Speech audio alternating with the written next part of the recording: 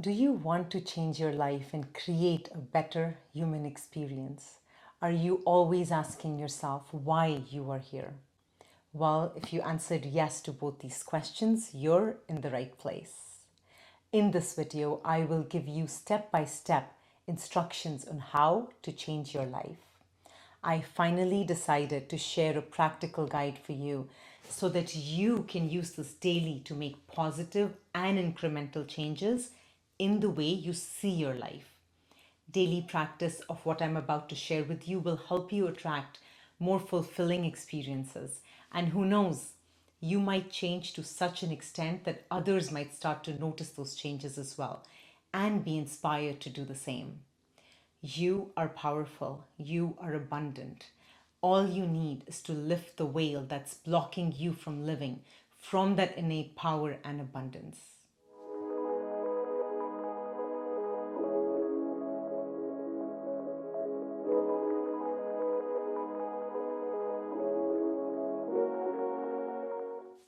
Namaste and welcome to my channel. My name is Bhavna and I am in the process of creating a sacred space for you to learn all about healing the mind, body, and self. Here I share the knowledge that I have gathered thus far, and my hope is that me sharing my awakening journey with you will provide you the tools that you can use daily to understand the powerful being that you are. I have read so many spiritual books. I have practiced what various teachers have preached.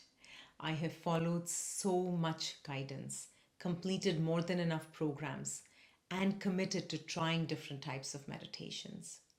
I have created and implemented morning and bedtime routines, used my willpower to not only think positive thoughts, I have also used it to visualize myself achieving my goals and becoming a happier version of me.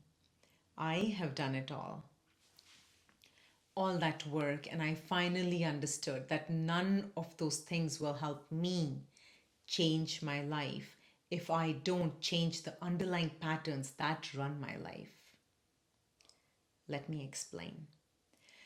So, if I intrinsically believe and see myself a certain way, if I believe deeply that I am this kind of person, how then can I expect myself to change my life with superficial practices that take a lot of willpower to complete? In fact, using that much willpower not only leaves me exhausted, eventually I give up because it's too hard to change so much of who I think I am just by the use of my mind and willpower. By constantly fighting with who I am, it becomes impossible to make real changes. I would follow healthy diets, exercise routines, journaling, and visualization practices. But after a couple of months, something would happen in my life, something would go wrong, and I would totally lose the momentum. I would gain back the weight, stop my positive mindfulness practices, and start watching a ton of Netflix in my free time. So, this whole time, the mindfulness way of life started to create frustration within because I was getting nowhere. The positive thinking was not really solving for the problems that I seemed to be constantly dealing with. The mind chatter that kept me up at night, worried about my future. The pain in my body that made me feel like I am being punished for something I had done in the past.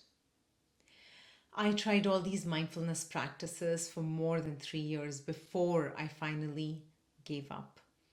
I decided to figure out a better way to solve my problems once and for all. A way that would create long lasting and sustainable results for me. Once I had set my intention, very quickly the way opened up for me. By following the daily practice that I am about to share with you, I started to create some real change in my life. I started to create and jump into realities where I no longer was dealing with the problems of the past. It took work, a lot of work. It took a lot of dedication and discipline, but it was worth going through it. Even today, I am constantly shedding the old and moving into a better and brighter possibility for my being. The constant evolution of a human being is defined by consistent personal growth practices that help that human being experience life in its complete glory.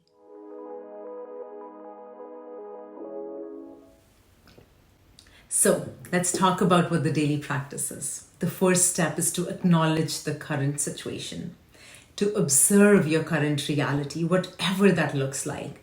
This also means that you need to stop the constant reactions to things that happen around you, to you, and for you. Simply observe. For example, if your biggest problem is you cannot find that perfect partner to be with, even though maybe you spend all your time looking, that constant looking is a reaction to your problem. Stop that for a second. Just be with the problem. Observe yourself not finding the right partner. Let that sink in. It's okay to observe the problem without trying to find the solution right away.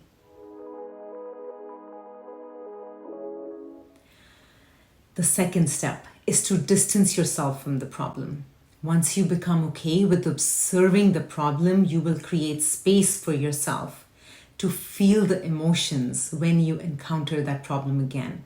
Just observe, write them down if you must. Don't overthink the what, why, when, and all that. If you feel overwhelmed from constantly chasing a relationship, observe that overwhelm too.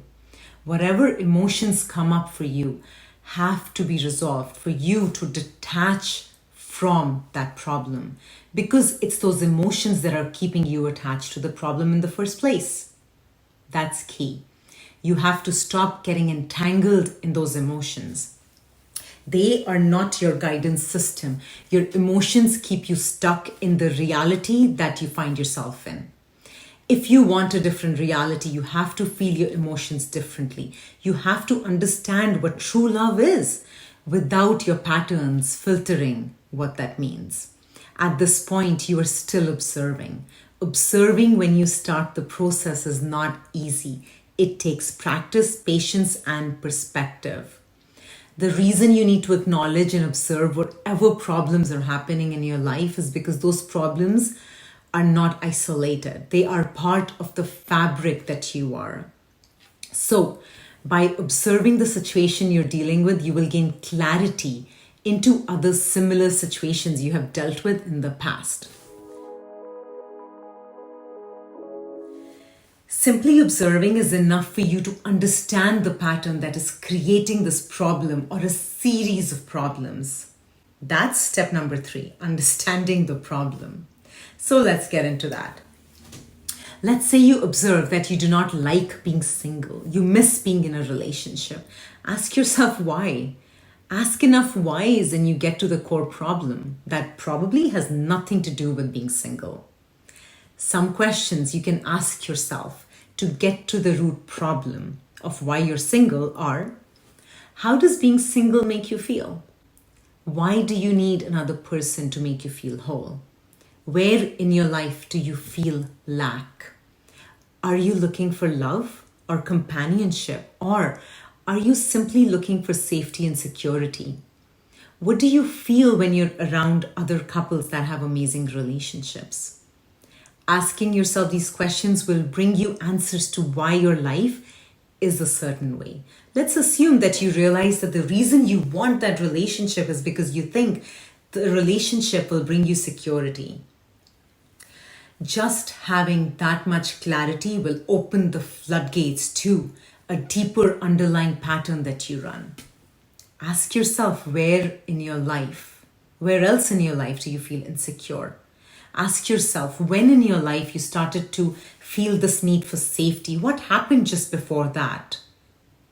Maybe you dig deep enough to find out that when you were 6, your parents divorced and that made you feel really unsafe and insecure.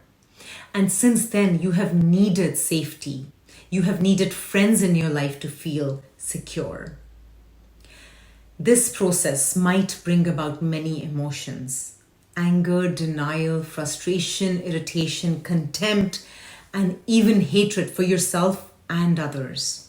Feel those feelings. They're coming up because you're ready to release them. Take your time. Be patient with the process that is about to shift you into a brand new reality, a brand new timeline. Step number 4 is to understand the pattern that is creating the problem. So I have to mention that in some cases, understanding the pattern really helps you advance faster and heal faster. When you understand the patterns that keep you feeling unsafe and insecure in your environment, you will realize that many of your problems have their origins in this pattern of needing to feel secure. Maybe you feel insecure about your looks, the way you speak. Maybe you feel unsafe at night or when you're traveling alone. Or you might feel so insecure that even when you're surrounded with love, with many people, you end up attracting situations to keep you stuck in that pattern. I would highly suggest you to start to journal or keep a record of when you have felt unsafe or stuck in your life. This will help you not only move past one situation, like a divorce of your parents, but it might also resolve many other issues you have dealt with. Step number 5 is all about your decision to heal. The decisions we make create the life that we bake. When you have made the decision to resolve stuck emotions, you will begin the process to heal. And the way to confirm that you have, in fact, resolved those events is that you won't feel your emotions the same way. You will find that you have created peace with that singular event that led you to always seek security in your life. You will stop blaming others for your problems. And in fact, you might start to unravel deeper stuck emotions. This, my friends, is a process. And by following the process, you give permission to your higher self, your inner guidance to heal what is broken, to change the path you are on.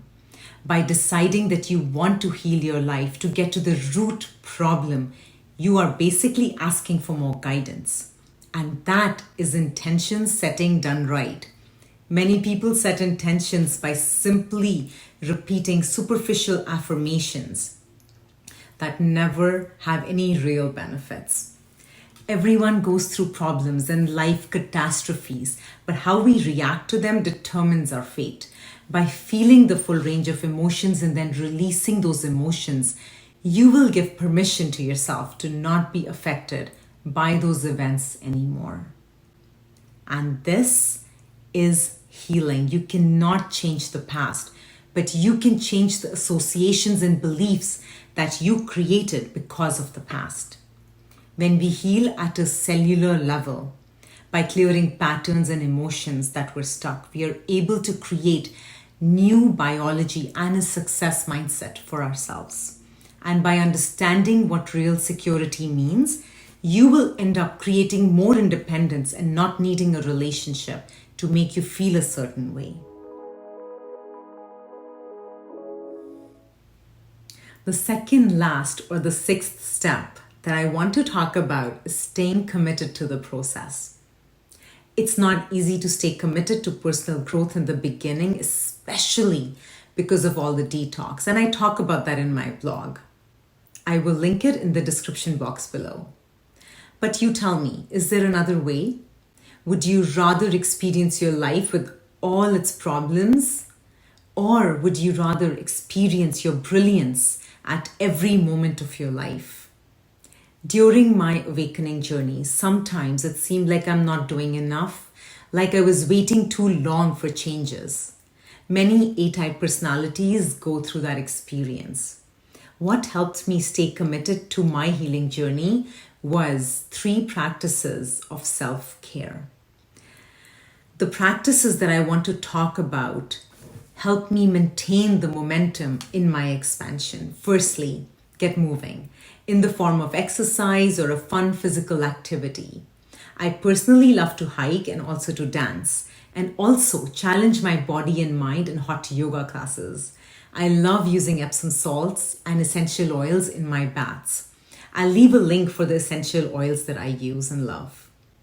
Secondly, I also meditate when I feel too many emotions come up, like overwhelm or anxiety or sadness. Emotions come up for release. Meditation takes my mind out of the picture so I can focus on being and letting my higher guidance do the rest. And thirdly, when I feel too much energy, like I'm having trouble being in the flow of life, I journal. Journaling helps me express myself completely. Writing, in fact, is a physical activity that helps me reset my state of being. Journaling is not everyone's cup of tea. I highly suggest getting started though. A wonderful book that helped me on this journaling path is The Artist's Way. I will also link that in the description. Developing compassion towards yourself and your journey to awakening is true self-love. And the final step in the process is to celebrate your wins. Celebrate how far you have come and learned in the process. And you will be able to attract better experiences in your life. And when that new opportunity arises for a relationship, you are empowered to ask yourself if you're jumping in so you can feel safe or because the relationship will help you expand your consciousness. Asking the right questions is better than knowing what you want, because your knowing might be flawed because of the patterns that you run. So now you can choose to be in a relationship because you are truly compatible. In fact, you might even attract a partner that will help you level up even more because you already run the frequency of feeling safe. Remember, celebrating yourself is an expression of self-love and the commitment that you have to your personal awakening journey. I hope that you enjoyed this video and took away some tools that will help you create your life in a more abundant reality. Please share your journey and what you learned about yourself in the comments below. Do like, share, and subscribe so I can keep producing more videos to help you with your ascension journey. Bye.